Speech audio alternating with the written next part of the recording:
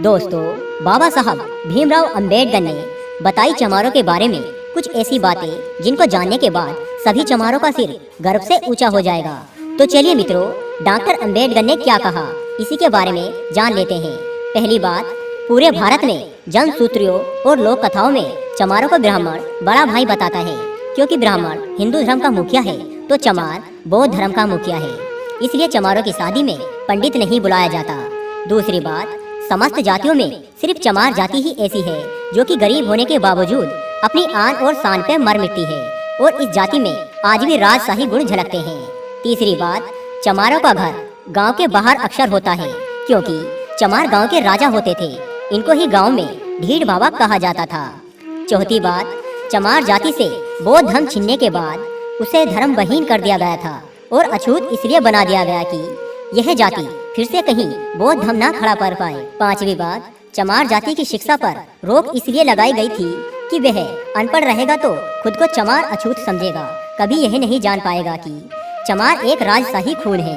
इसलिए चमारों की शिक्षा पर रोक लगाई गई थी कि चमार शिक्षा पाएगा तो फिर से बौद्ध धर्म खड़ा कर देगा। छठी बात, चमार खुद को इसलिए चमार कहलाना पसंद नहीं करते क्योंकि चमार इनका नाम ही नहीं है।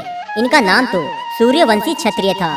इसलिए चमार आज भी खुद को चमार कहने पर भड़क जाते हैं और लड़ाइयाँ हो जाती हैं।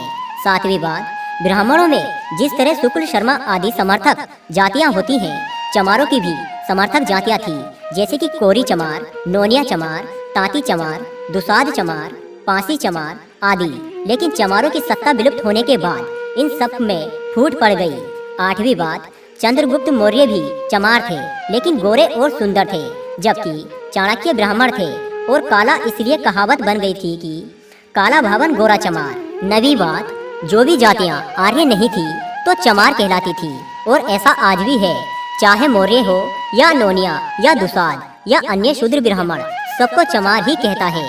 10वीं बात, रामायण में और कुमराली भट्ट की किताबों में बुद्ध को शूद्र लिखा गया है और रियल में भी चमार को ही मुख्य शूद्र माना गया है।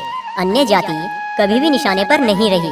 तो मित्रों, मेरा हर हिंदू धर्म के चमार भाइयों से अनुरोध है कि अगर वीडियो अच्छा लगे तो वीडियो को ज़्यादा से ज़्यादा लाइक करें और शेयर करें।